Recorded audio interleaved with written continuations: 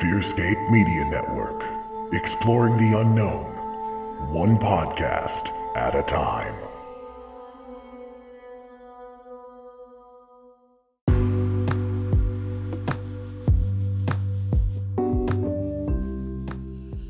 Hey everyone, Josh here from FearScape Paranormal Podcast. Have you been to our website, FearScapePodcast.com? There you can check out our store with all of our awesome t-shirts, check out guests that have been on the show, listen to the podcast directly on the website, even donate and help us bring you awesome content. Please consider supporting us. FearScapePodcast.com.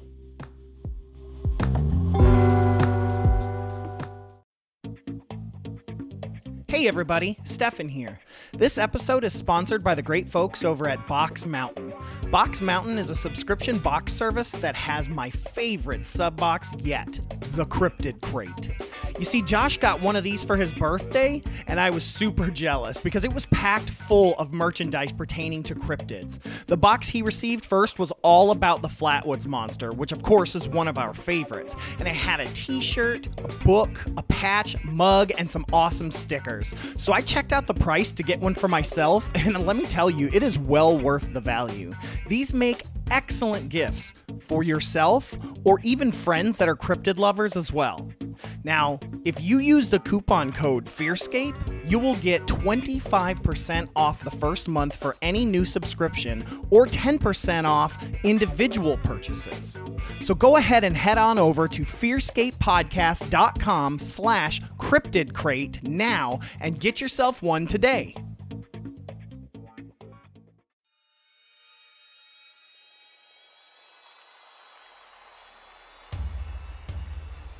Hello, I'm so glad you could join us. I hope you brought your blanket to hide under. The spooky crew is going to discuss things and events from other realms. Ghosts, cryptids, aliens. Be sure to hold your blanket extra tight as the boys take you deep into the FearScape.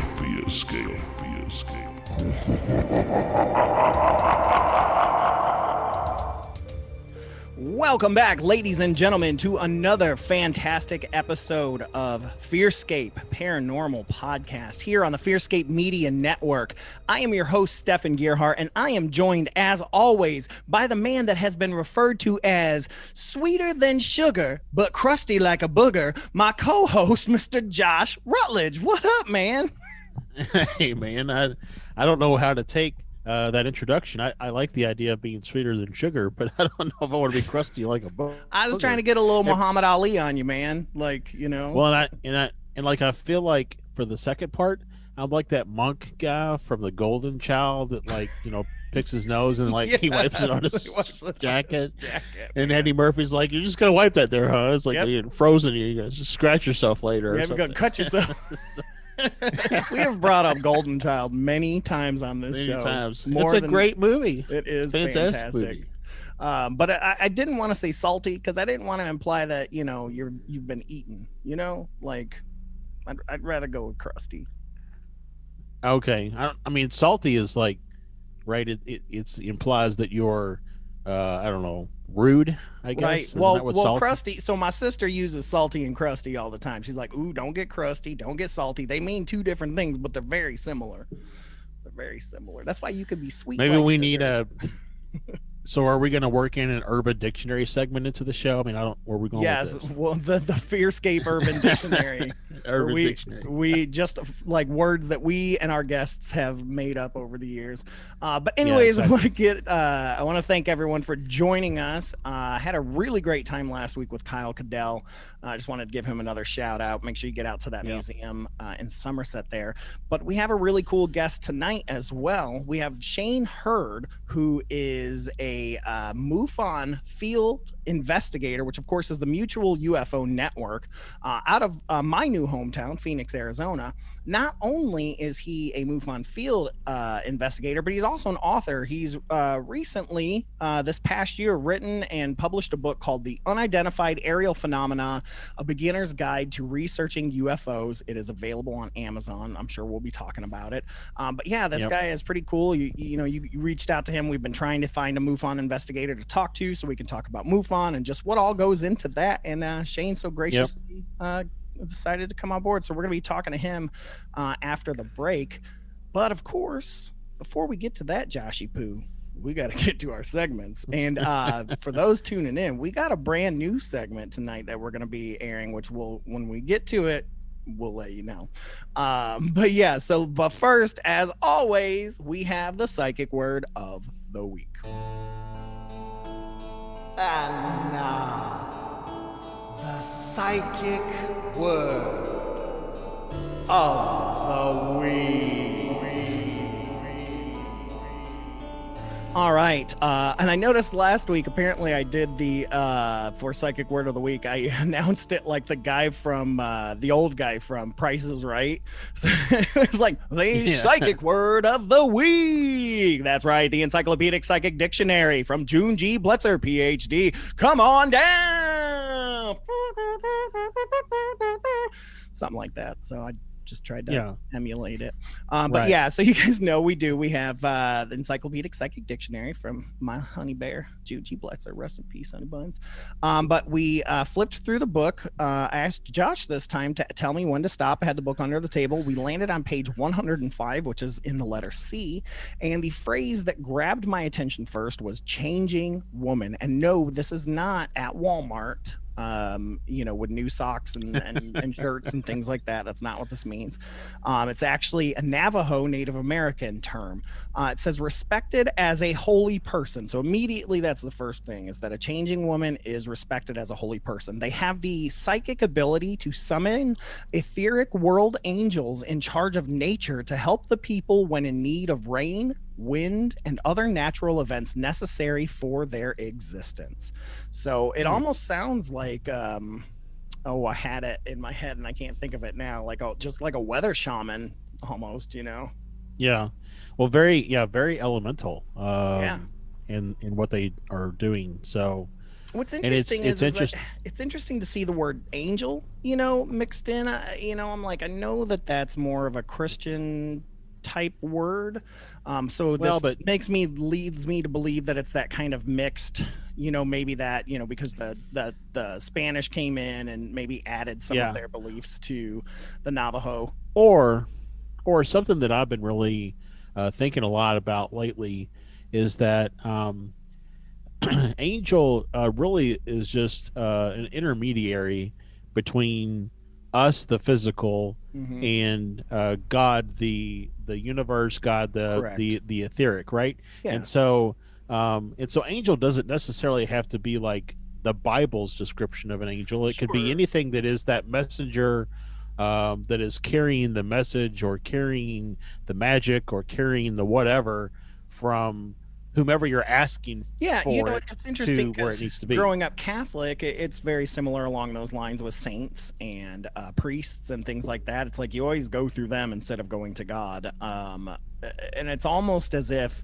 God ain't got time for little things like that. So he leaves it up to his press secretary and other people like that. Well, and when when I say God, I don't necessarily mean God as I know. Being, I just mean like growing up Catholic. I get that, and it is. It's that intermediary that kind of exists in between, because the big one is possibly too big, and so sometimes we need smaller versions to feel, I guess, not overwhelmed.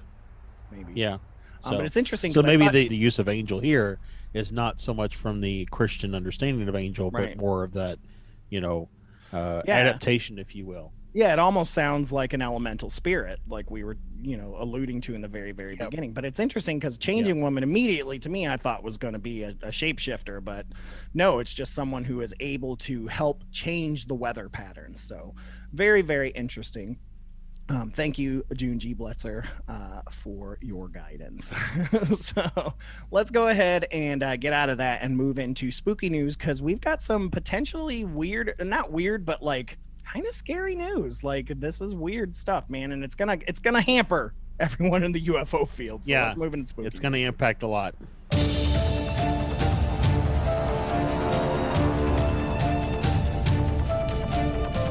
So this comes from CNN Business. The headline here reads that drone delivery one step closer to reality with new FAA rules. Now, you know, a lot of this Amazon and stuff like that, they're really trying to push being able to make deliveries through drones, basically so they don't have to pay people.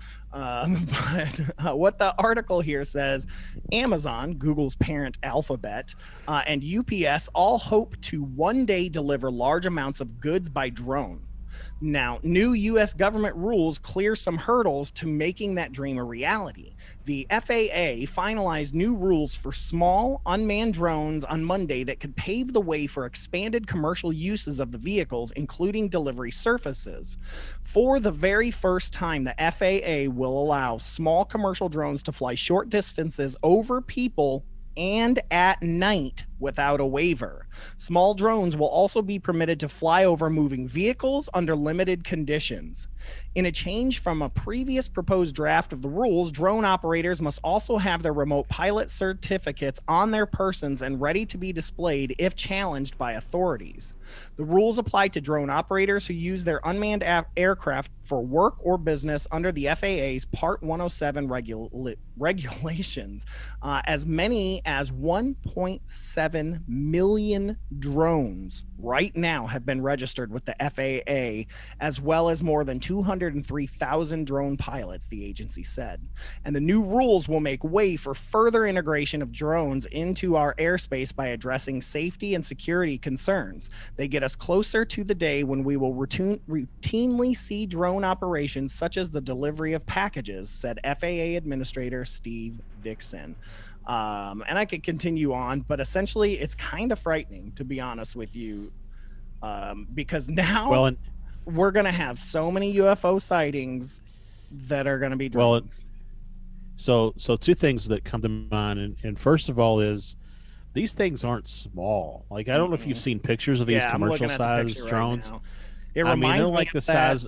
Yeah, it reminds me of that news story in Nebraska that we had to ask Santosh about those giant freaking drones. I mean, they're like the size of a Volkswagen Beetle, like the old style, like this, 60s and 70s style. But I mean, it's about that high and about that size. And then the second thing is, and this is where I hope, because the FAA is putting this into place, and you have to have these things in place, like you have to have your license, you have to be registered. What I'm hoping is like the two apps that I use to validate what I'm seeing in the sky, like to rule things out.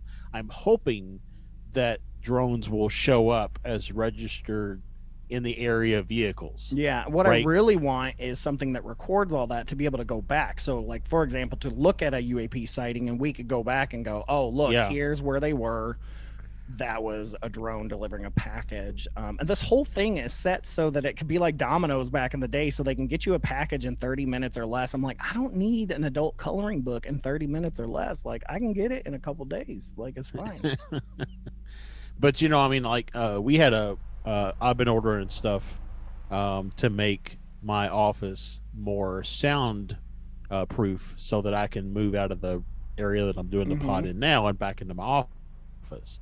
And so the other day, like, I went out to leave to go to the store, and like I opened the garage door, and there was like 10 boxes sitting by my garage door, and like, holy crap. But I mean, the one thing that I will say about Amazon is that they're not very efficient.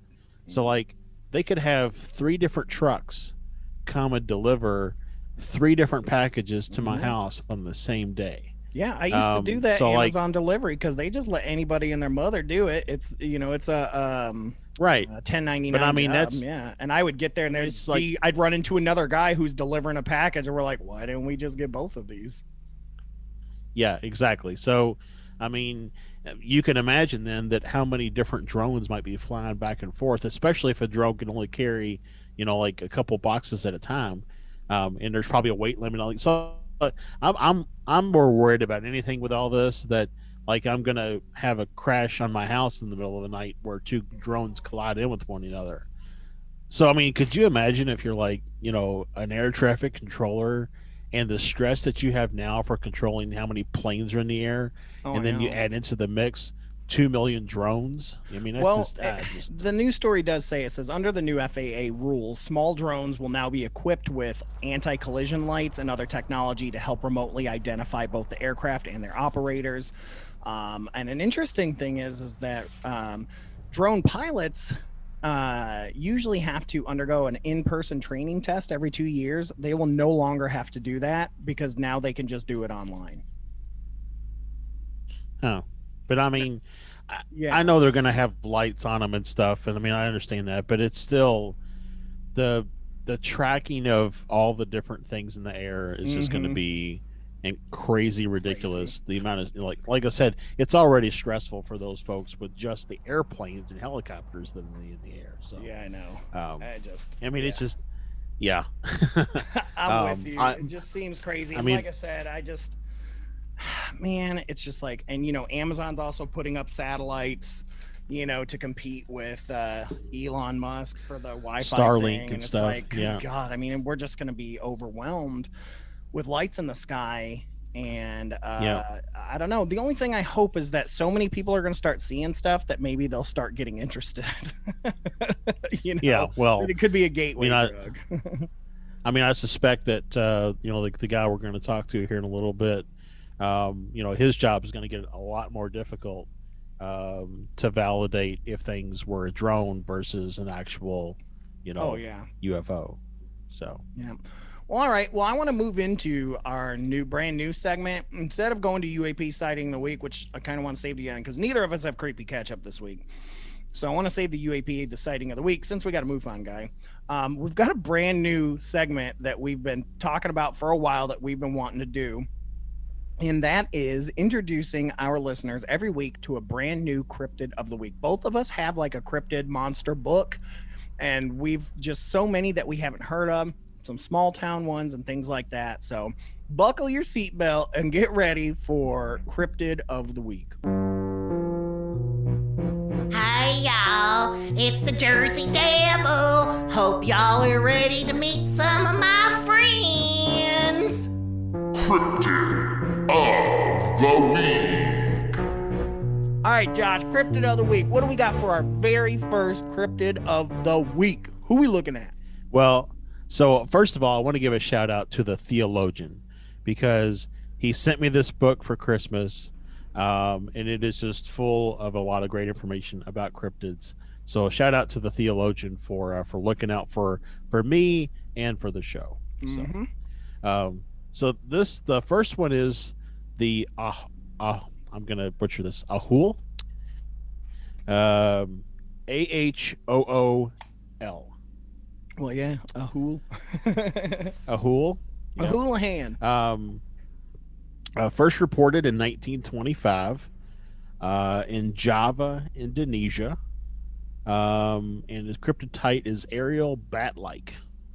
And then this book gives it a reality rating, which is 3 stars, and it says some evidence supports the possibility of the cryptid being real. So, interesting. So more than just one guy saying they seen it. Right, exactly. So it says Dr. Ernest Bartels is the naturalist who discovered this bat-like cryptid in 1925. After hearing it screech, "Ahool, ahool, ahool," he named it for the strange vocalization. While naturalist Dr. Bartels is credited with spotting the black and gray Ahool in Indonesia, he is not the only person to make such a claim. In August of 2015, student Pedro Rogue reported seeing a similar creature in Almada, Portugal, which is on the Tagus River. I and another friend heard a noise above, Pedro told the Cryptozoology News. It looked like a large flying animal, perhaps a giant bat. With a 10-foot wingspan and spearing teeth, the Ahool is thought to be a fish eater, and its proximity to a river supports that theory. Pedro and his friends tracked the animal for a few seconds before it disappeared into the thick brush. Y'all get out. That's Dracula. I mean, there's a lot more information here about the Ohul, and I won't go into great detail. If you're interested, look it up. But interesting here that we've got 1925 a giant bat. Interesting how related this could be to Mothman sightings. Thought about that a little bit. Because a bat is still a mammal type animal. It's it still has fur on its body, and then the wings. Mothman is described as kind of being bird-like with fur, feathers on its body, and wings. So it's interesting. Could these two creatures really be the same? And again, like we've talked about before, how different areas attribute them to different things. If you live in an area that has a lot of bats, you might attribute it to being a giant bat. Right. So. Well, what's interesting is that they apparently named this cryptid like you would name a Pokemon based off of what it sounds like. I'd be like, be like us calling cows moos. There's a moo over there. Exactly. Yeah. Oh, I love my bark over here. He's such a nice bark. Yeah. Yeah. I don't have a response to that. But truth be told, though, what it sounds like is what it sounds like is the Batman villain, Man-Bat, is kind of what it sounds like. Yeah. Yeah. And so I wonder if it had wings and arms, or if its arms were wings. Or its arms were wings. I don't know. I mean, it doesn't. It doesn't really go into that detail. Although it does have a drawing here, like an artist depiction of what what it looks like. Did it have human features, or was it just a giant bat? Yeah. And it does have like the pup. So a juvenile Ohul or a pup. Mm-hmm. Really interesting here. Ivan Sanderson. I know that name. Also investigated it. Yeah. I know that name because I'm reading one of his books. Which is, he talks about, he wrote a book about all the UFOs really coming from under the water. Right. That's who that is. Absolutely. Very interesting. The Ohul. Well, if anybody out there has any sightings and has seen an Ohul, let us know. FearScapePodcast@gmail.com. In fact, if you have any cryptid sightings, let us know. We'd love to. Yeah. Love to throw that in if we ever come across one of the cryptids you have seen. And, of course, big shout out to our buddy, the Jersey Devil. Hey. All right, let's get moving into the UAP sighting of the week so we can get talking to Shane.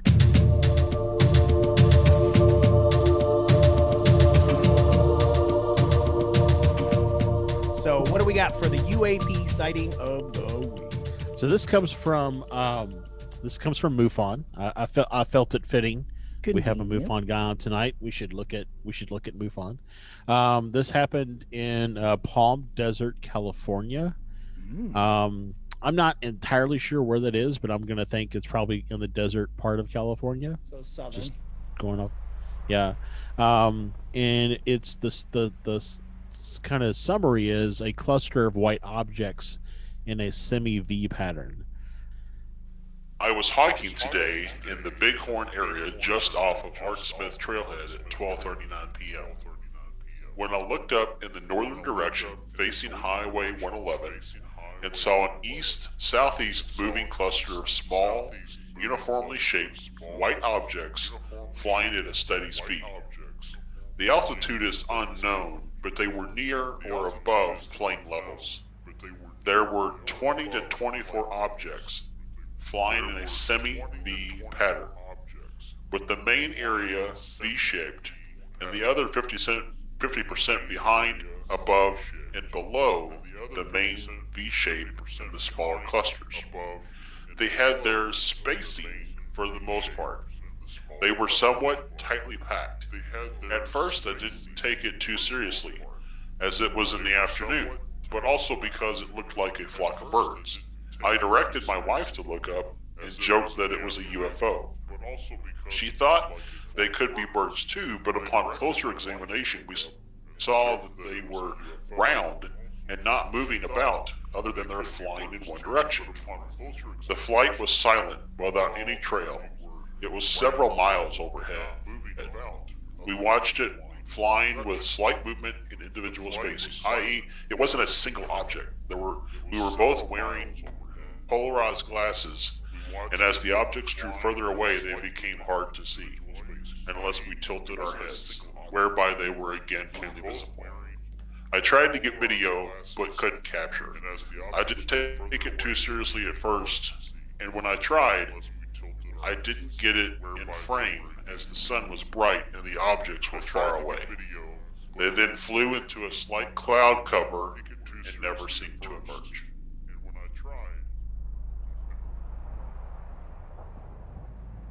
Yeah, that's a well. The way that it's described,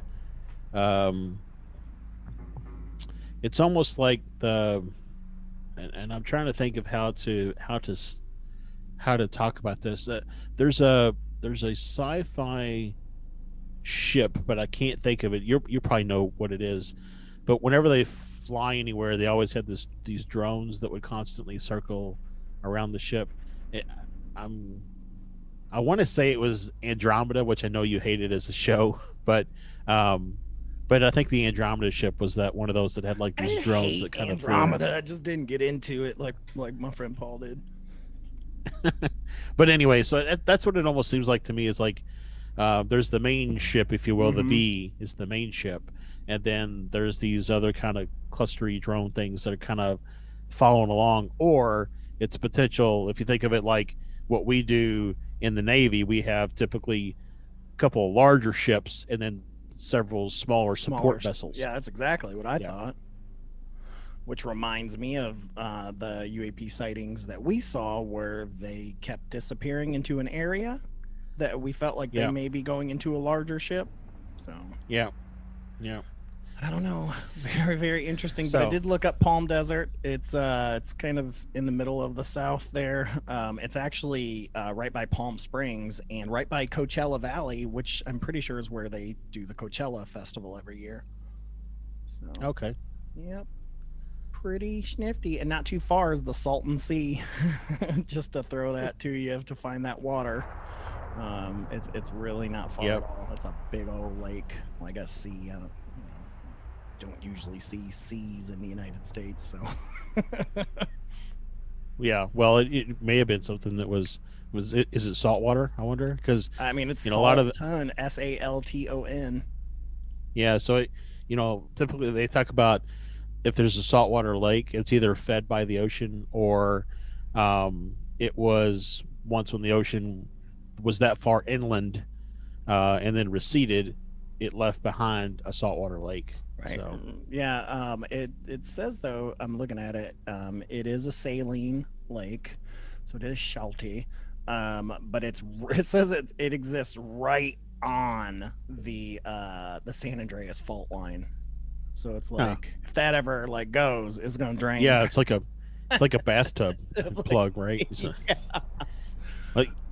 So that's so funny, man. That happened. I think it was like Louisiana or something.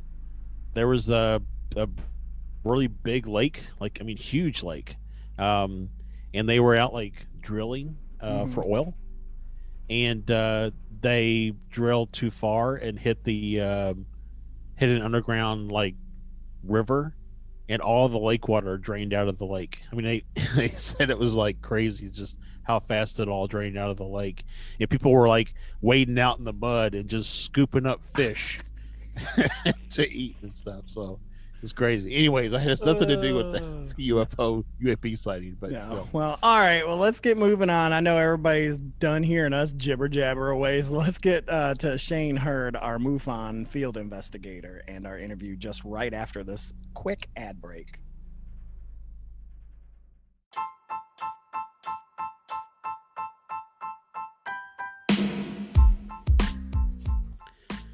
Hey everybody, Josh here with FearScape Paranormal Podcast. I don't know if you're like me, but I've got glasses. And one of the things that I really hate with wearing my mask is that my glasses constantly fog. Yeah, I've got the kind of mask that you can pinch the nose and it's supposed to keep the glasses from fogging, but it still fogs. Sometimes I just get outside on a cold day, come back in the house, my glasses fog. Get out to pump gas, my glasses fog. So one of the things that I came across is this spray bottle that is anti-fog spray. And you spray it on and you wipe it off, and then it protects your glasses and keeps them from fogging. And I'm going to tell you, this stuff is spectacular. I've even cleaned my glasses a couple times since applying it, and it still works. I also have anti-glare glasses, and this stuff is safe for anti-glare glasses. If you want to pick up your own bottle, go to fearscapepodcast.com/no-more-fog.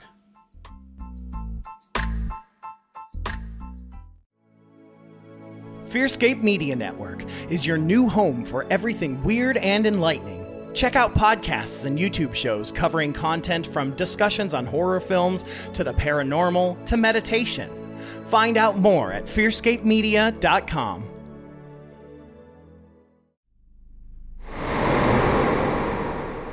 All right, welcome back to FearScape Paranormal Podcast. Thank you guys for joining us back after the break.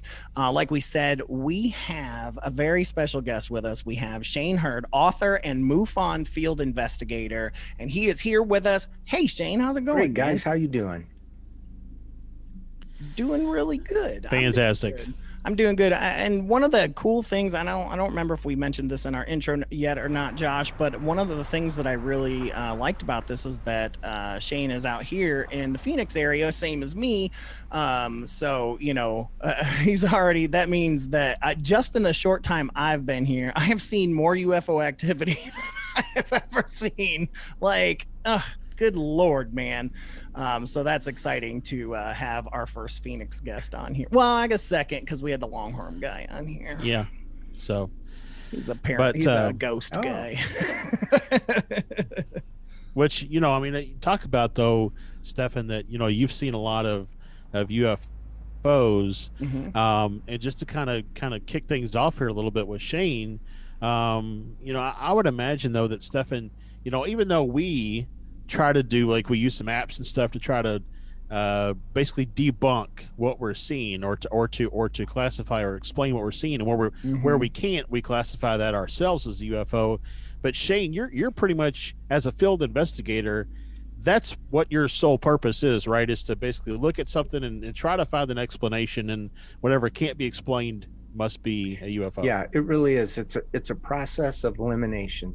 And you go for the most obvious and work your way down. And so, obvious things that are probably the most prevalent thing that occurs for people is a misidentification of something that's pretty prosaic. So, planet Venus, these are going to sound like a cliche, but they are, because they are commonly mistaken, or, aircraft and satellites and drones and weather activity and all sorts of things. So yeah, the investigation process really starts with that elimination of the most obvious. Yeah.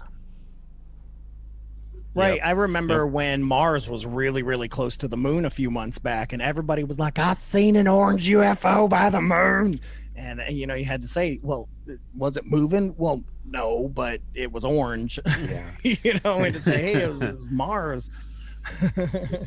Well, and we just as part of the segments that we do leading up to the interview, we're talking about how the FAA just basically said, okay, now commercial drones can now fly at night. Yeah. And that's probably gonna spike a lot of UFO sightings, much like Starlink did. Yeah. Much like Starlink did. Yeah. Drones are sort of the bane of our existence because, they're becoming rather ubiquitous. And like you said, now they're going to be able to fly at night. And at a distance, they can look quite strange. And, they're outfitted with lights and, LEDs and, they look quite strange. And then, of course, depending on how big they are and how far away, they can look really bizarre. So, yeah, that's definitely an issue for us. Yeah, it sucks. Well, an LED between that and Starlink, it's like that's a skeptic's wet dream. Because they can immediately just say I mean, it was more than likely a drone. But it's always done. the devil's in the details, you know, and that's why we have an investigative process that helps you, you know, really identify or eliminate those sorts of things. So you can't just lazily say, oh, that was a drone, or that was, you know, a helicopter or whatever. No, you've got to do your due diligence as an investigator. You got to present evidence. You got to document it. And really, when I do a case, I almost look at it like preparation of a court case. How am I going to defend my investigation, my logic, and my conclusion? And so that's really, you know, part of it. So as an investigator, you have to be very neutral. And, you know, we all have bias, whether we want to admit it or not.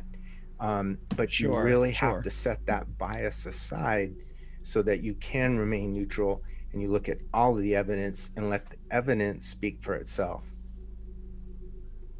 I always think of Scully in X-Files, how like from like episode 1 she was already seeing stuff, but the very next episode she'd still be like, I just don't know if any of that stuff's real. And I'm like, come on, Scully, you just saw an alien walk up and touch you on the face. But true. She always remained neutral no matter what she saw. Well, and so much of this stuff, you know, the responsibility or onus, if you will, for proof is on the seer, right? Because for them to be able to make a strong enough case, like you've said, like a legal case, to be without a shadow of a doubt to say, we can't explain what this is, therefore it's unexplainable, therefore it's UFO. I think where a lot of people get hung up, and where I've seen, we talked a little bit about this before, the switch now to UAP is that so many people associate UFO with alien, and it's not that it's an alien craft, it's just we don't know what it is. It's unidentified. Yeah, very true. Because it's been so closely associated with sci-fi. Yeah, and in fact, one of the things I do talk about, especially in my book, in fact, it's the first chapter, is correct terminology, because it's powerful. So, for example, UFO, unidentified flying object, that was a term coined by the Air Force in about 1953. And the idea behind it was a way to as accurately describe what was seen in a way that they could categorize and sort it. So when you look at it, you're talking an object. But with UAP, it's different. Unidentified aerial phenomena. So it may not be an object. So like today, you've probably seen videos on YouTube and all sorts of stuff where you'll see maybe the spiral in the sky, or orbs, plenty of orbs, lights in the sky, and other things like that, that you cannot in a critical way say it's an object. It's a light and you assume there's an object, but you can't make an assumption. You have to look for evidence. So that term was much less loaded than the UFO because of pop culture and that over the years. And it really started to be used in military circles, again, to allow a consideration of the topic without that baggage, that sci-fi or pop culture baggage. This is more of a scientific term, and it allowed the military and other scientists to, discuss it without that whole baggage. So, I'm a fan of UFO because I think it's historical and I think it's meaningful, but at the same time, I understand I also use UAP, and it depends on my audience, who I'm speaking to. And not only audience, but it depends on what it is you're seeing too. Absolutely. Right? We talked about that a lot, that if it is indeed something flying, I'm more apt to use UFO. But if it looks like some sort of light that's like phasing in and out, that could be some sort of hologram or something along those lines, I may use UAP a little bit more. So, and or something on the ground.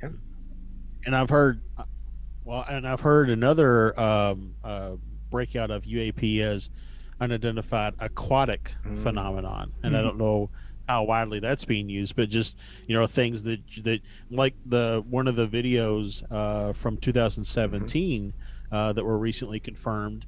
You know, that whole thing, that interview that the pilot started with, it was kind of around the ocean, like it was interested in whatever was happening in the ocean, and so that was more of an Sequest. It was more of an aquatic activity that then became aerial later on in the exercise. Yeah, absolutely, and that I think is an area that is largely unexplored. The underwater UFOs or USOs or UAP in the context you use, because that very case, the 2004 Nimitz case, for example, you know, it made that direct connection between these objects and the water, coming out of the water, having some association with it.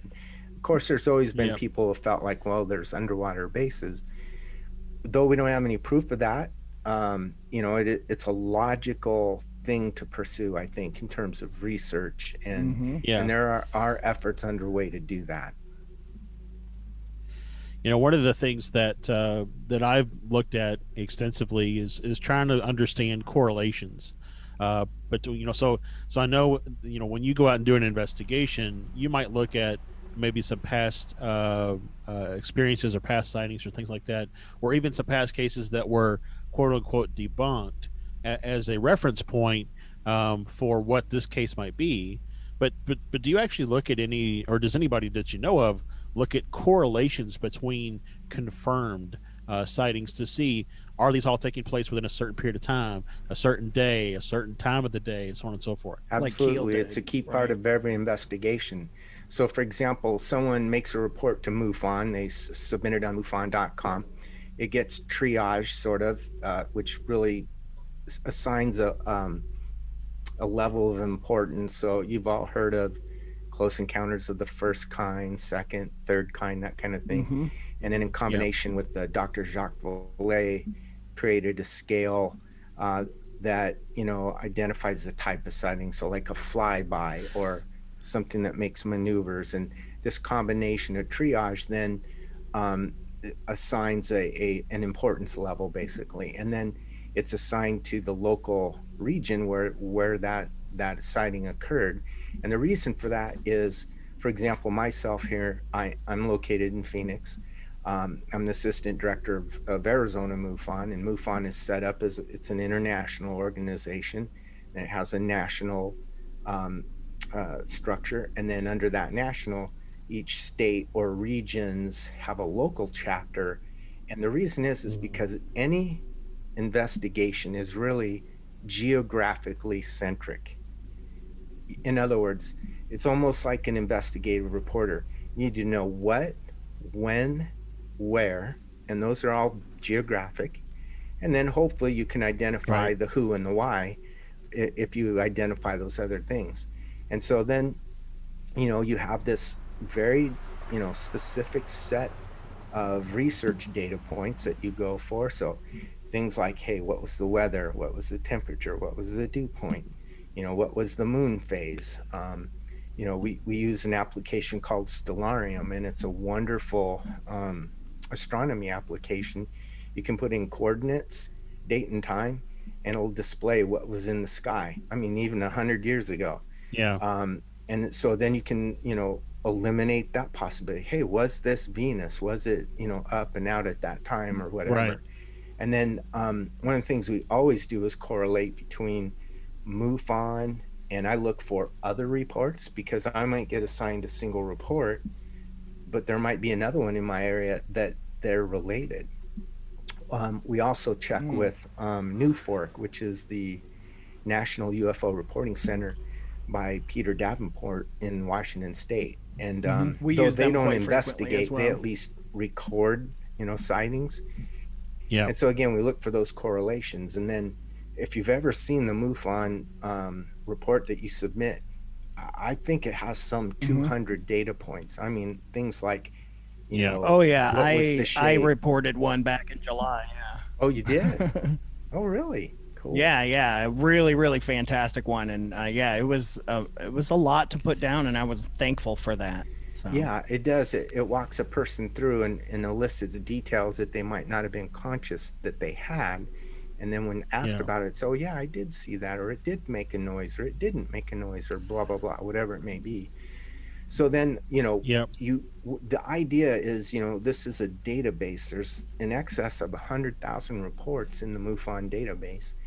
And you can search by all these different data points, and you can, as you said, look for a correlation. Hey, was there a triangular shaped UFO reported in this area, or over how many years? How come, in this zip code, there's been 7 triangles seen over 15 years or whatever, Right. So, I mean, it's any data that you can, research, record, it's just incredibly valuable. Well, something that I have noticed with all of the sightings that I've had, and some of the sightings that I've heard about and researched for, like all the stuff that was researched as part of Project Blue Book, is they all took place near water. So that was something that I started to draw. So it gets back to our aquatic conversation. Is that are these things? John Keel, he had some faults, but he also did a really good job in the book, Operation Trojan Horse, of laying out a lot of UFO accounts from like the 1800s and the early 1900s. And a lot of those accounts, it talks about how a craft would land, beings would get out, and they would ask for a bucket of water. Right. And so it makes you think, even when you think about, in Star Trek and stuff, they would have had a limited water supply on board, but then if they needed more water, they would have to go somewhere and get water. So like Voyager, that's what they had to do. They had to go find water. Right, exactly. So, it makes you think that how many of these craft are going to a water location or coming from a water location. Maybe the crash in Roswell happened because they ran out of water. I mean, yeah. What if water was fuel for them? Yeah. Like, that's something I've always thought about too. And one of the good reasons we could have these underwater bases. Yeah. And we don't know. I mean, there's many possibilities, right? And and you don't want to exclude any possible explanation. I mean, that's the thing. You have to be open-minded and non-judgmental, because the fact is we know so little, and we tend to be anthropocentric, which in essence means we see everything from the human point of view, right? Like us, we need water. We got to drink it. A couple of days without it, we die. I mean, it's that important to us. And so it's natural for us to think, hey, they must need water too, right? Right. However, yeah. I think that's very possible. But on the other hand, maybe they're silicone based or something, and they don't need water. The fact is, we just don't know. So that's why we always have to be open-minded, skeptical in a healthy way. We don't want to just dismiss things because they just don't fit our anthropocentric thinking. I think that's the point I'm trying to make. Yeah. And so something else that I wanted to ask about, and I don't know, something that Stefan and I think a few others have recently been thinking about, and again, I'll tie back to Keel just because I've done a lot of reading of Keel over the last year, is this kind of a look at things holistically, look at all the paranormal holistically. I don't know if anybody has looked at, 2 days before there was 5 UFO sightings, there were 2 Bigfoot sightings. Are any of those things related? To look at all the paranormal. Right. There was a massive haunting that took place that a lot of people saw right around the same time. We noticed that correlation, if you'll remember it, in the Enfield haunting. Remember the one in London in the 70s? We looked up and there was a massive UFO flap that happened the same time in that same area, which was very interesting. So who knows? Yeah, actually, when I conduct an investigation and interview someone, I always ask them to explain to me, first of all, did you have any other weird things happen before or after? How were you feeling that day? What was going on? Don't tell me just about the incident, the 30-second incident. Right. Tell me what did you feel like when you woke up in the morning? Were you having dreams? Were you what I mean? Because you're right, there at times is correlating evidence or experiences that I think people would more interpret as paranormal. And then you have to be aware of the fact that some people in ufology are very nuts and bolts, and I have to admit, when I got into it, that's the way I saw it. And what I mean by that is, hey, that's a physical object in the sky. It came from somewhere, there's someone in it, they're showing up, looking around, and then they go away, and that's that. But that does not fully describe what we're seeing. That explanation is not enough. And then you have other people who feel very much so that this is more paranormal than nuts and bolts. And then now I'm of the opinion, having been an investigator for over 100 cases and been at this for 3, 4, 5 years, it's really both. And we don't know, we don't completely understand it. But again, if I were to dogmatically say there's nothing paranormal and it's not related, I would be missing the boat there, because the evidence is suggestive that that's not the case, that there is some correlation. This is bigger. So the whole Bigfoot thing, maybe why is Bigfoot seen all the time, but we don't have bones, and we don't have scat, and we don't have remains, and all those things? Well, maybe one of the explanations is that thing is interdimensional. It comes and goes from somewhere else to here. That's why don't we see evidence of it living, eating and all that kind of stuff. But we're seeing it. Well, and think about like all UFOs. And think about all the people that have gone missing in the world, right? We have never found their bodies. We've never found their bones. And, to say maybe there's not that many Sasquatch out there, and maybe we're just not finding them. Like, we're not finding these missing people, right? Like, if you've ever seen the missing 411 and stuff like that, a lot of that's in the forests and the like. But one thing I wanted to say was, this is very interesting because there's a lot of debate, and there is a lot more now. People in the community are becoming a larger community now instead of these pod communities. But it reminds me of back in the 50s and 60s, where there was a huge disconnect between UFO sightings and contactee sightings. They were not the same groups. You had people like Alan Greenfield and Gray Barker and Keel and those guys, and Adamski and all them saying, hey, there's contactees. These guys are just as important. Than the UFO community was like, no, it's making us look bad. And I think that was what was happening here the last 10 years was, that was what it was too. It's like they were accepting that contactees and UFO sightings were similar, but don't put ghosts or don't put cryptids in the boat. Now we're seeing that. But that's something I love about MUFON. I love that, you guys ask for sightings for a contact or a sighting or abduction or entities. And I think that's very, very brave. And it shows how far we've progressed as a community.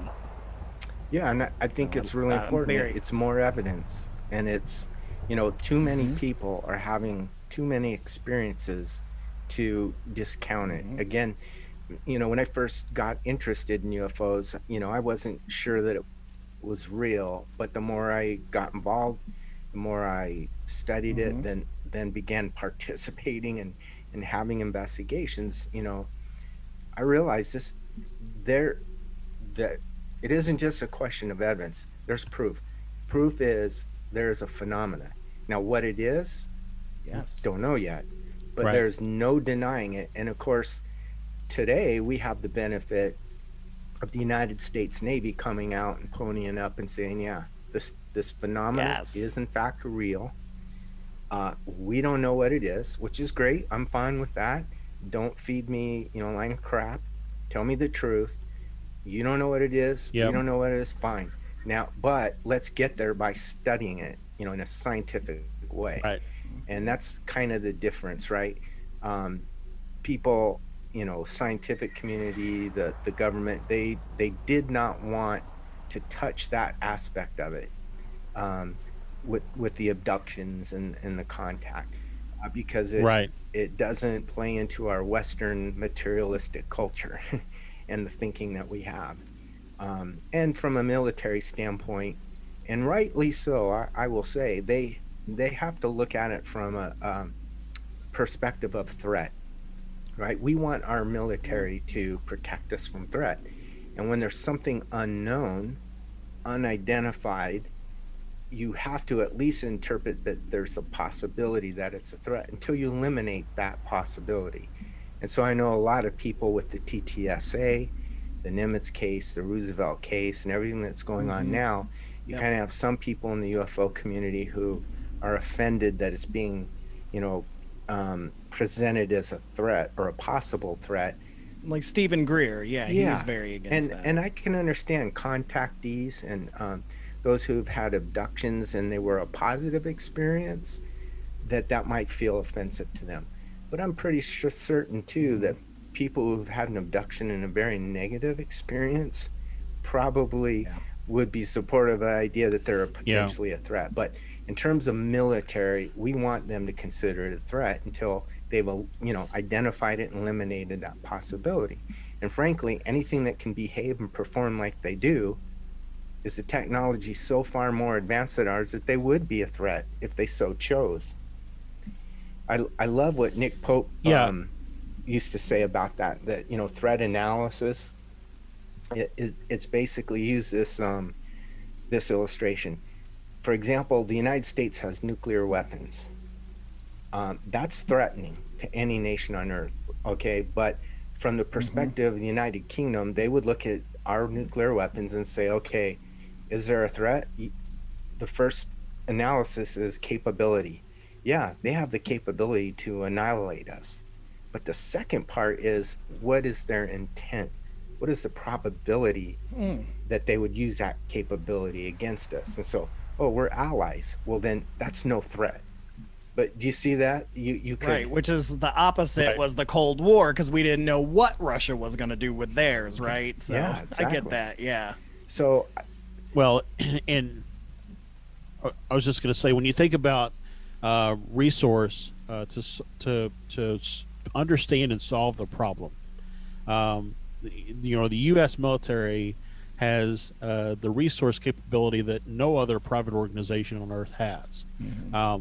And so, honestly, if you were to go before, committees in Congress and so on and so forth, and say, hey, we want to investigate this, we don't know what it is, we need to understand the threat level, they're more likely, I think, to appropriate funding to understand what the threat is versus, hey, we just want to randomly look into this phenomenon and see what it is. For sure. So. And in fact, I'm sure that's been the argument that got the bill passed recently, submitted by Marco Rubio on the Intelligence Committee, to get the Defense Department to pony up a report in 6 months about all the UFO research and activity. And again, you probably aren't going to get that just because it's scientifically interesting.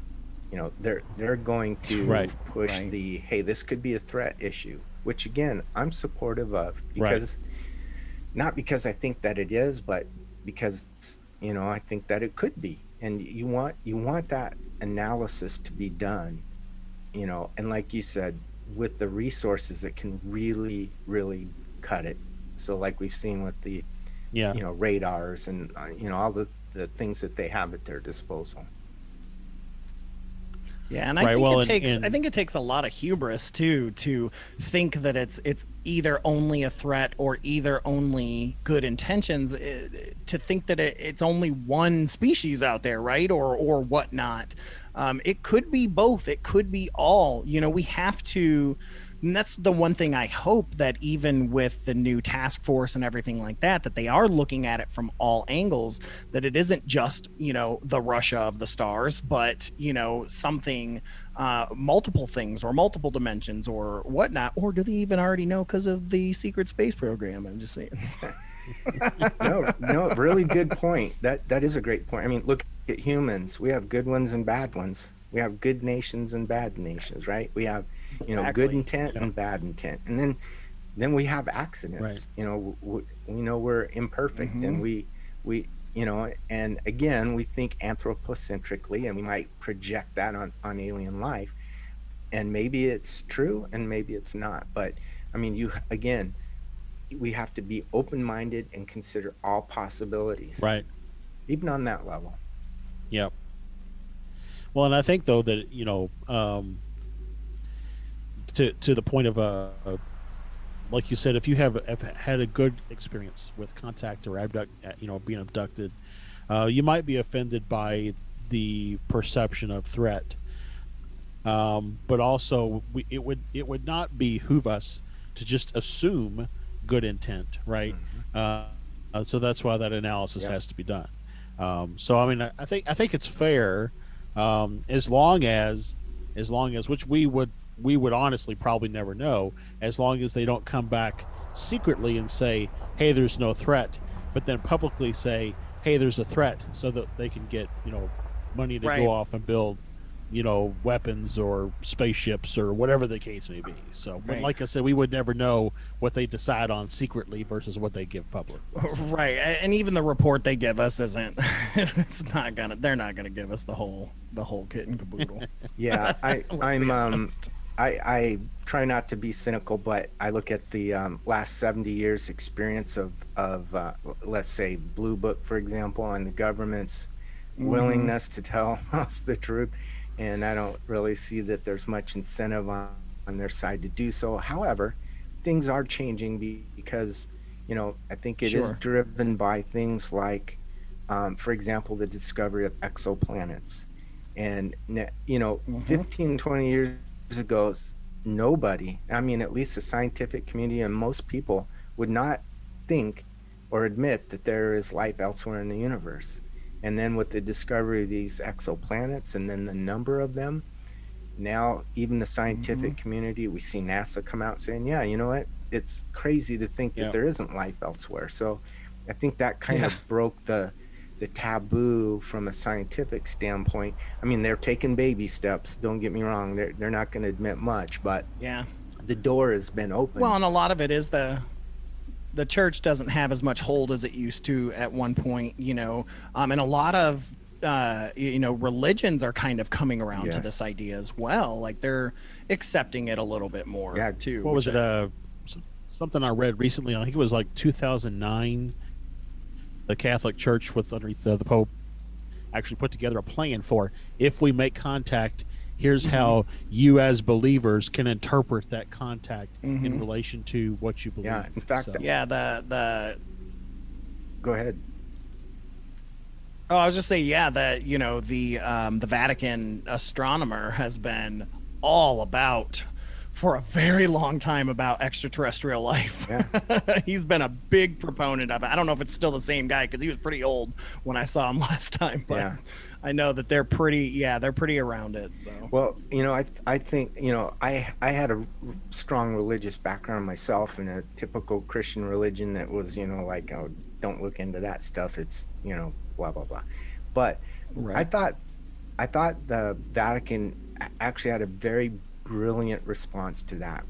Most people thought, oh, the government's not going to reveal this because, you know, religions would topple and crumble and people would lose their minds. But, you know, the Catholic Church did something just, I thought it was brilliant. They just said, well, if there are aliens, we'll be happy to baptize them too. You know what I mean? that's what I've Yeah. always said that. That's Like brilliant. I've never understood that. Like We don't have to undo our it's entire more history. missionaries. We don't have to change our dogma. Hey, fine. What applies to us can apply to them too. So I thought that was brilliant. They didn't. Right. You know, now you don't just have to go to Mumbai. You can go to Sirius 4 Yeah. and do your missionary work. Hey, and just on a side note, you know, the Vatican has a telescope here in Arizona, on Mount Graham. Oh, Yeah, they operate Really? a telescope. I was here in just Arizona. looking up. That just made Yeah, my pretty day. cool. It was a big deal when it came online because there was an environmental issue, the red squirrel, I think it was, and it postponed it for a couple years, but they finally got it done. Yeah, and that telescope has discovered some pretty interesting stuff. So I don't know. Sorry, that was just a little Arizona plug there. No, I love no, that. I love learning yeah, about everything around here. So pretty sure I know where Stefan's going this weekend. So. Right. Yeah. I'm already looking it up. Yeah. But I do want to swing this back around to you a little bit. It shows, that you've been, you joined MUFON in 2015 and became a field investigator in 2017 and blah, blah, blah. But before all that, what got you your interest into ufology and seeking and learning, and then the eventual joining of MUFON? Yeah, like I mentioned, I was, a member of a religious organization and just wouldn't touch it. Although I kind of had a mild interest, but between that and being a young man and, starting a career and raising a family, and back then the taboo was very strong. And I just would not go there, right? But what happened in 1997 on March 13th was the Phoenix Lights incident. Yeah, the Phoenix Lights. Yeah. And though I didn't see it that night, the ensuing media and all that stuff really got my attention. And, I thought, wow, that was in my own backyard. And it did spark my interest, but I really didn't do anything with it. But now it was kind of a little ember in there glowing. And then I decided around 2010 that I might kind of start looking into it a little more secretly, because I'd been watching like the UFO files, and then, the UFO hunters came on, and there started to be some good programming on it.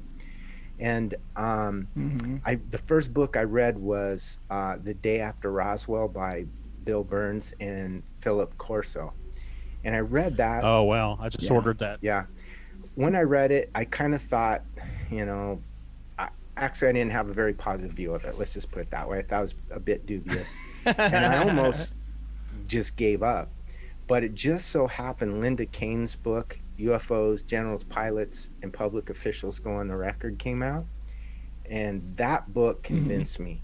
I mean, she's an investigative journalist. She wasn't a UFO person. And she profiled all these very, very strong cases and approached it like an investigative journalist. And it was just cogent, and it was logical, and it was reasonable. And so that really spurred me on. And then from there, I've read hundreds of books and, DVDs and just the whole thing. And I got to this point where I'm like, and I'm not trying to be arrogant. I'm just saying, I have all this knowledge now. I've learned all of this stuff. What the heck am I going to do with it? I wanted to do more. I wanted to play. I wanted to participate. I wanted to contribute. And I've been in government for the last 20 some years. And, I had a very successful career in a technical position. And I knew I could thrive in a organizational structure. And when I looked at ufology, there really wasn't much out there except for MUFON. And so I joined MUFON just as a member, and got the journal, and kind of begin absorbing sort of that culture and stuff. And I found that I liked it, and so I decided to become an investigator. I went through the training and the process and began investigating cases, and I just absolutely love it. Because to me, it was a way where I could contribute, I could participate. I was kind of in the know, and there was a purpose and a point to it. People would have these experiences and just bust a gut trying to figure out what to do with it. They're afraid to tell people, they'll get laughed at. But MUFON was a place where they would be treated with dignity and respect, and all of that. And that really appealed to me, and I found out I kind of had a knack for it. It was really up my alley, and I've been going full steam ahead since that time, to the extent that I even wrote this book recently. And I'm just having the time of my life. I'm about ready to retire, and I'll be able to devote even more time to MUFON and that experience. But it's put me in touch with so many great people, and it's just been so fun. And people in ufology are awesome. I mean, I've had dinner with, I'm going to name drop a little, and the reason I'm doing it is I want people to know that if you are, interested in this, it's a social culture as well. And, the people are really great. So, I've had dinner with Richard Dolan. I've hung out with Stan Friedman. I'm friends with Ryan Sprague and Jason McClellan and Maureen Ellsbury and, Alejandro Rojas. And, I know Tom DeLong. I met Jim Simovan. And, I can just go on and on and on. And, they are friendly. They, will engage you. And it's just, man, I'm just loving it. It's so fun. So I encourage anybody that has the interest, get involved. I mean, here in Phoenix, we have a really great chapter. I have to brag. But every month, with the exception of COVID, we have these fantastic speakers like Richard Dolan, Linda Moulton Howe, you name it. They come to Phoenix. They speak to a couple hundred people. We go out to lunch, and then we go hang out by a campfire. Yeah, see, that's what I'm looking forward to getting into out here. Yeah, absolutely. So, I mean, this is, it's got a scientific bent to it, which really appeals to me, but it's got a social bent to it. And, it's doing with it what you want, and you can make it what you want. And I just can't, speak any more highly of it. It's a fantastic and fun thing. Yeah, I can say that's the same for us with this show. I mean, that's why we started this show is investigating these things, and it all keeps leading back to UAPs for us. But we investigate everything, and through this, we've got to meet some amazing people, and it's just, I encourage everyone to just keep researching, because our community is very giving and very amazing. Yeah. And I was just going to say, I just became a member of MUFON. We've been receiving the MUFON newsletters, kind of with like the updated report sightings and for the quarter and all that kind of stuff. Yeah, we report on the quarterly every time. Yeah. But for about a year. But I also just myself became a member about a couple months ago, and started looking into the the investigation process and how do you become an investigator, because it just sounds really cool. And I am very Stefan would attest, I'm a very logical type thinker, and so I think it would be good. We are definitely for me to, like, not to sound cheesy, but we are definitely Mulder and Scully. I'm like, this ring in front of me is a UFO, and he's like, no, that's the light you have shining on you right now. I'm like, okay. But you know what? There's but room it works for good. both, right? There's really room for both. Exactly. And that's the beauty of this thing. You are not, you don't all have to be square pegs in a square hole. These many perspectives are incredibly valuable, because again, an investigation in these UFOs, it's not black and white. It's a world of gray, and you need those perspectives and those personalities and that viewpoint. And so, no, I'm sure you guys would be great at it. And if you need any help, you just let me know. I will be glad to help you guys. Oh yeah, you and I will definitely be talking since we're cool. close by, because I really want to get involved in some stuff out here. Since you live here in Phoenix, the next meeting, I'm gonna hook you up and we'll go, and you can check it out for yourself. Please do, because I would love to. I would absolutely love to. I mean, I love this stuff, man. And so I did want to, we're kind of, I think, probably getting close to wrapping up, but I wanted to ask one quick question. So in all the investigations that you've done, have you ever had to do your own investigation, your own sighting investigation? No, but what happened for me, I submitted a report to MUFON. I was a MUFON member, but not an investigator. It's something that occurred here at my home, and I got video of it. I submitted it. It got investigated. Unfortunately, it was on an iPhone 6 Plus, but it was at the time where you would, run out of memory.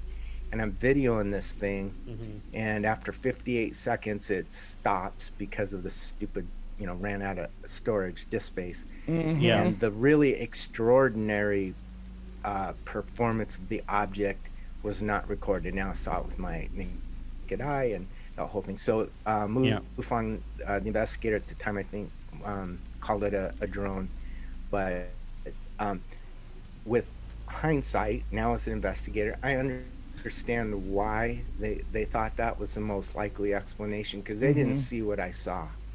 And just my testimony on it, I mean, you know, it was just one of those things. But it was very, very unusual thing. And I've got the video. I'll send you guys if you want, just so you can check it out. But yeah, absolutely. Yeah. But you know, this is the nature of investigation. You know, again, it's we don't know. And you know, I love that poster. I bet you guys have the poster. I've got the poster that says "I want to believe," and you know, that's that craft is from, I think, Poland and whatever. But at any rate, the whole "I want to believe" thing, no, I want to know. You know, I don't want to be a believer. I spent 35 years in religion as a believer. I'm done with that. I don't want to believe. No, I want to know. And so that's the approach I take with UFOs. I don't want to believe. I want to know. And how are you going to know? Facts, evidence, proof. And you know, facts and evidence. We don't have it yet, or if someone has it, it's not being shared yet. But it's feeling like, you know, that's coming. Now, I don't have any inside information, anything more than you guys, but what's happened in the last 3 years is truly remarkable. More has happened in terms of disclosure or confirmation, whatever term you want to use, in the last 3 years than happened the prior 70 years, in my opinion. Now, I was alive in the 60s, but I was a little kid. But I mean, ufology in the 60s, 50s, 60s, and 70s was pretty exciting, I think, when you look back at the documentation and so forth. Oh yeah. But I mean, we are really close to, you know, we know more today than we ever have. Let's put it that way. So it's really an exciting Well, time. because disclosure can't just be, yes, there are UFOs, because we've already established that. So now disclosure has to be more than that. It's the master's degree version, right? So that's what I'm excited about. But before we get out of here, I did also want to give you an opportunity to talk about your book, The Unidentified Aerial Phenomena: A Beginner's Guide to Researching UFOs, available on Amazon. I love this because years ago, when I first got into ghosts and stuff, I found a very similar book, but for ghost hunting, and it was pretty layman's, and it really helped me understand, as your book does too. And so I'd love for you to just quickly talk about your book a little bit. Yeah, I wrote it really because of the point in time that you know, I gained this knowledge, I've gained this experience, and right at the time that, you know, these new disclosures have come out, particularly with TTSA and so forth, and how the media began treating it respectfully, right? So there wasn't, you know, X-Files music every time and the reporters giggle. Now it's treated, you know, respectfully. Right. And I think what that meant to me was, look, there is a whole lot of Shanes out there who are interested but wouldn't, you know, express that interest because of fear of what family and friends and so forth, and the taboo and the ridicule that comes with it. And so I'm thinking there's a lot of people who are interested and who are going to be willing to dip their toe in that water, not to mention shows like Ancient Aliens, you know, which has changed the whole topic, whether it be religious or scientific, you know, causing people to think out of the box, let's put it that way. And so, and I thought, well, you know, when I first started, I had to kind of dig through, I call it in the book, wheat and chaff. There was a whole lot of chaff I had to go through, right? You know, stupid videos on YouTube, you know, nonsense stuff, you know, all these rabbit holes. And, you know, it was a waste of time, and it was discouraging. So what I've done with this book is, look, this, for a beginner, if you're newly interested in this, these are the topics that you would want to consider. These are the good ones. These are the bad ones. You know, this is the process. This is what good information looks like. You know, this is what bad information looks and sounds like. And then just talked about, you know, all the big issues. And it's pretty straightforward. It's like 10 chapters, and each of them is just, you know, I list things like, you know, what is UAP? I devote a whole chapter to talking about what it is.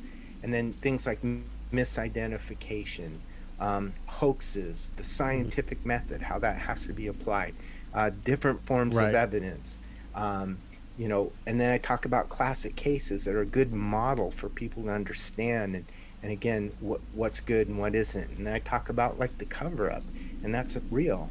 And then I talk about, you know, the political science of ufology, things like, why did the governments act like that, you know? And there's good reason for that. So it's just those big issues, but, you know, enough detail that people can, you know, get involved, not waste a bunch of time, and hopefully we'll have a whole new generation of people interested, because I'm an old dude, I'm 60 years old, and you know, a lot of the older ones are passing before our very eyes, so it's a really sad thing. So I wanted to get the younger generation involved and interested, and just create a path to get involved without wasting a bunch of time or getting discouraged. Yep, I love that. I mean, I just recently, my sister, who is a medium, and she's a big into ghosts and spirits, she admitted to Josh and I when we had her on recently that she doesn't believe in UFOs and aliens, and I was like, what? Like, I had no idea, and it just blew my mind, all the stuff that she believes in. But yet her son, who is 12, I was out with him, and he was like, Uncle Stefan, I just want you to know that I really believe in UFOs. And he had this long conversation with me, and I was like, that's my nephew, you know, and it's there. And this is a perfect, like, book for me to give to him, because he's really interested. He's like, listens to our show, and he's like, how do I do this and stuff? So this is perfect. You know, he's right at that perfect age to understand that. And I appreciate that. And I thank you for writing something like that. Thank you. Something that's just not, you know, hard to understand. So really appreciate that. And like I said, you can find that on Amazon, as well as, Josh, will we have that on our website as well? We will. The link to it on our resources tab there. Okay, cool. Thank you. Yeah. What were you going to say, Josh? Well, I was just going to say I'm definitely going to pick up a copy, because I think it's a good introduction to field work, if you will, for me to really understand and gauge if this is something that I definitely want to get into. Yeah, so. And the beauty part is as I say, the beauty part is that it fits into some other fields too, even like looking into cryptids and even hell, true crime. I mean, it's like some of that scientific method and things like that flows right into investigating most damn near anything. So yeah, good point, and I agree with that. There's definitely a process, and I do talk about that. And you know, there's maybe one chapter that's a little deep and stuff, but it's typically written again with you know, somebody new in mind. And you know, I try not to go, you know, too deep and too complex, but you know, hopefully, I mean, I've had some good feedback for it, and you know, I would just love to hear what anyone thinks about it if they have a chance to read it.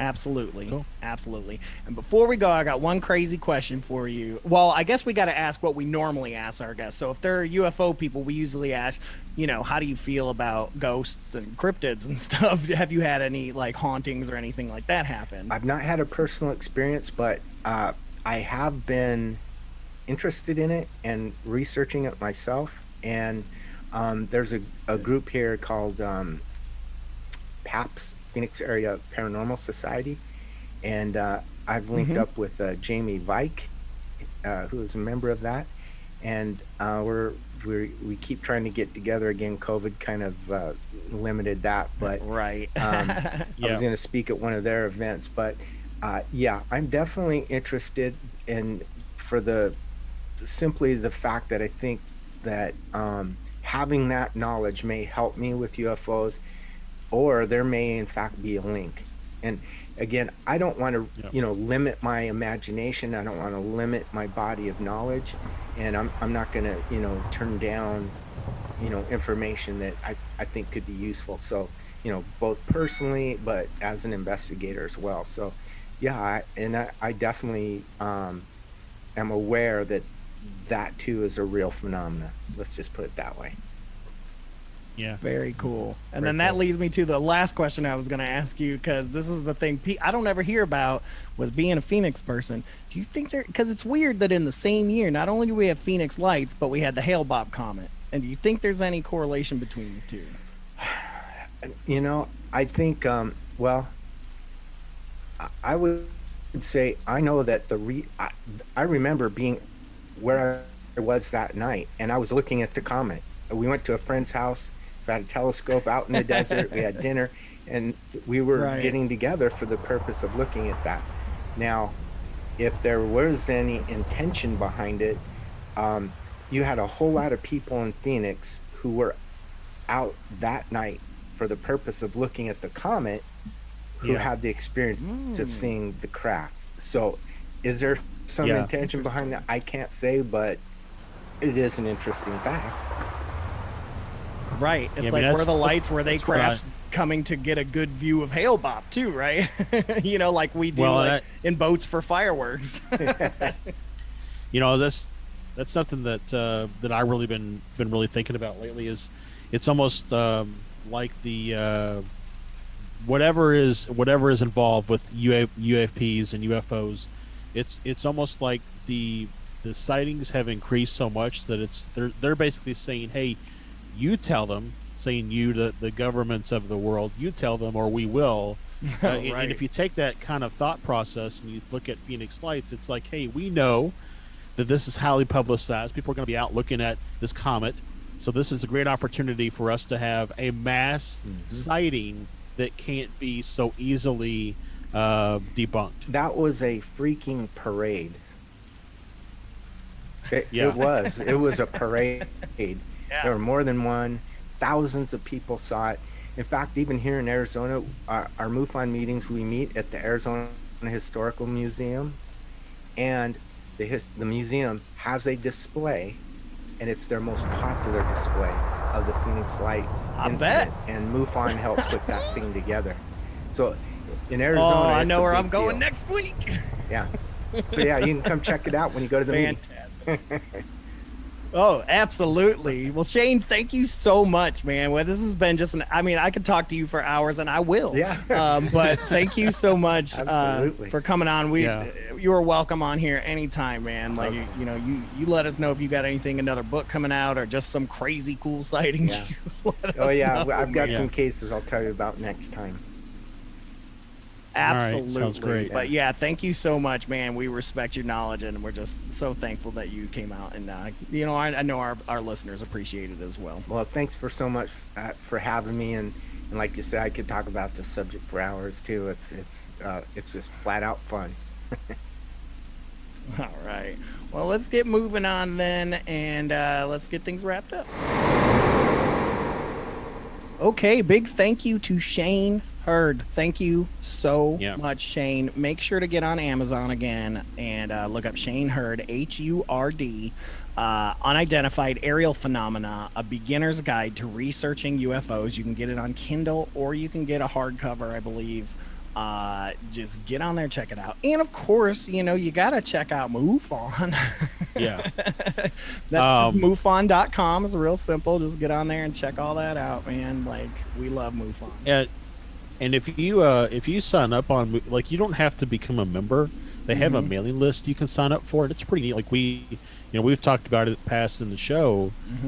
They send out the quarterly, like, here's how many sightings we had in different countries and all that kind of stuff, and that's really neat to see.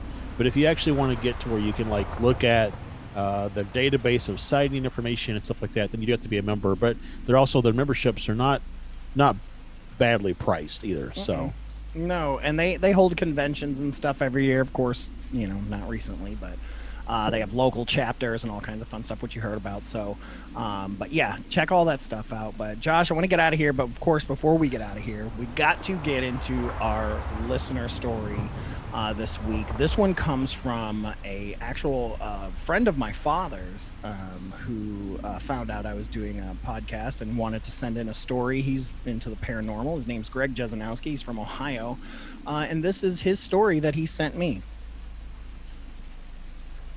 Hey guys, have a good one. It still gives me chills thinking about it. I was home alone with my dog. I was watching TV, laying on the couch covered with a blanket, and my dog was laying across from me by the chair. It was about 2 or 3 a.m. I was barely awake, trying to finish watching a movie. And all of a sudden I felt the blanket pull back from my shoulders, and Well, I kind of moved to see what it was, thinking that it was just the dog pulling on it. Just as I looked over my shoulder, I saw a dark shadow dart past me. My dog immediately jumped up to chase it, growling fiercely. I shot up too, and the dog ran to a closet door mirror at the foot of our steps.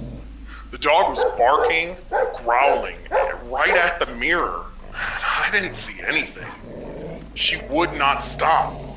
She was up all night doing it. After that night, the dog wouldn't go anywhere near that mirror. I couldn't even drag her. One time I tried and she nipped me. She used to love going upstairs with my girls, but not anymore. I had friends over often to my house playing pool in the basement. I didn't have a toilet down there at first, and one night, a buddy's girlfriend went upstairs to use the bathroom. She came running back down the basement stairs, white as a ghost. She wanted to leave, and she screamed, "Right now!" She said she saw a shadow, something at the top of the stairs, and she didn't want to talk about it, she just wanted to be gone. The house, it was built in 1890 near Calvary Cemetery, and I moved shortly after for other reasons, but I always wondered if others had issues there before me or after. It's interesting. A lot of houses in Toledo, it's like they were built by a similar architect, because my great-grandmother's house was identical layout to the house my dad moved into like 10 years ago or something like that.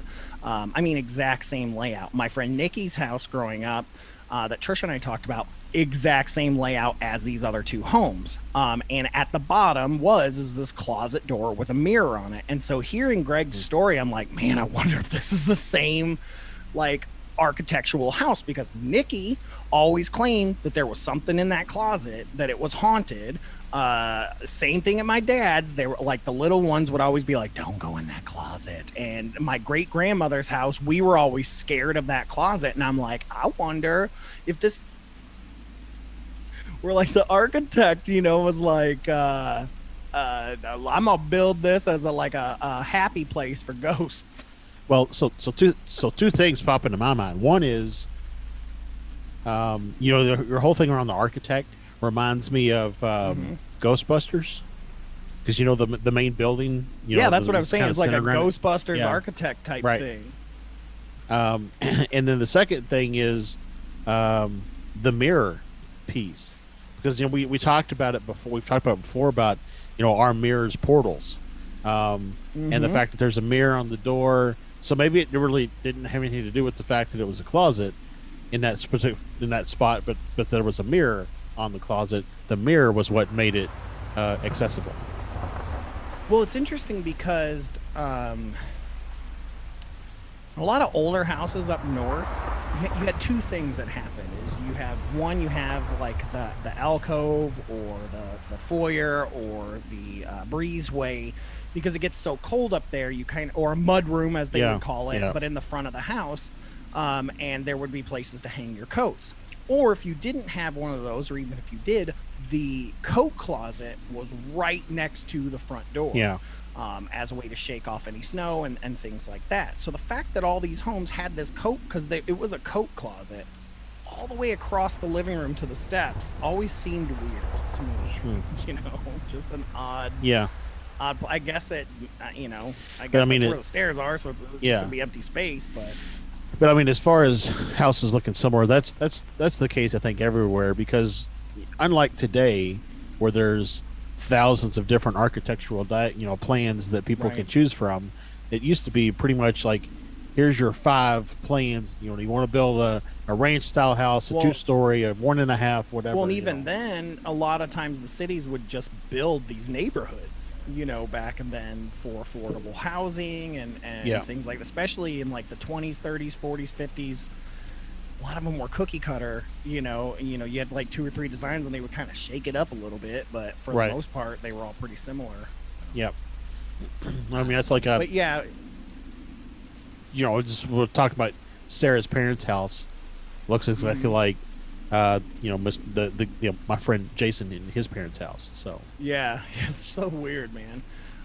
But yeah, thank you, Gregg, for sending in that story. It's a good one. I think a lot of us that have had paranormal experiences have had those things. I know I've had blankets pulled and things like that. And yeah, when you have pets, you're like, God, you stupid dog. And then the dog's, you stupid bark. Yeah.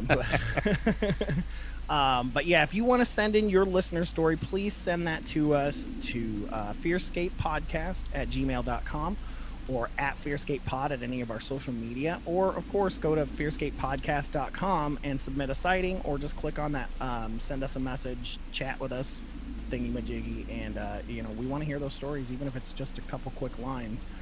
Yep.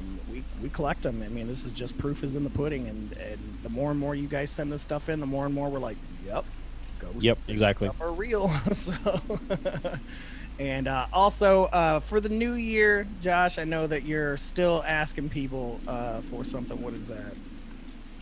Yeah, it'd be great if you would give us a nice review of the podcast wherever you can do it. We've named off a couple of places before. I think Spotify has it, Apple Podcasts I know does, but just any place that you can go out there, wherever you listen, check to see if they have a review option, and just drop us a good review. I mean, I'm gonna be on. Drop us an honest review, but also we're always looking for 5 stars if we can. I mean, we're all 5 over. hearts we're or whatever. On Pandora, iHeartRadio. We are on everything. So yeah, drop us that review. Also, make sure to check out our podcasts on our podcast network, FearScape Media Network. You can just go to fearscapemedia.com, check that out. And then the other thing I wanted to quickly shout out before we get out of here is our brand new YouTube show with Santosh, Astral Stew. We just dropped our first episode here recently. Check that out. It's going to be a monthly series with us and Santosh and possibly some guests. It's just a lot of fun. Us just digging deep, man, into that Astral Stew. Yep, just having some fun, talking about some really interesting topics. So, yep, well, kind of like, McLaughlin group of the paranormal or whatever. But, yeah. So check that out on YouTube. And other than that, Josh, we're going to get out of here, man. I'm going to go pet my bark and my meow meow. Yeah. When you say bark and meow meow, it sounds dirty. Yeah, it does sound dirty. Yep. Sounds quaky, whatever you called me in the beginning. Yeah. What did you call me in the beginning? Crusty. Crusty. It sounds crusty. No? I don't know. Post it's crusty. But anyways, yeah, we're going to get out of here. Thank you guys so much for tuning in to FearScape Paranormal Podcast. This has been Stefan, and I will catch you on the flip side. This has been Josh. The truth is now. Ooh. Damn. I like that. Good night, everybody. Good night. I'm so glad you were able to join us for that horrifying discussion. I hope they didn't frighten you too much. Tune in next week for even more research into the nightmarish and haunting creeps and spooks that we tell ourselves don't exist, but we know they do. Make sure you have your blankets, that you hold them extra tight. Next time on FearScape.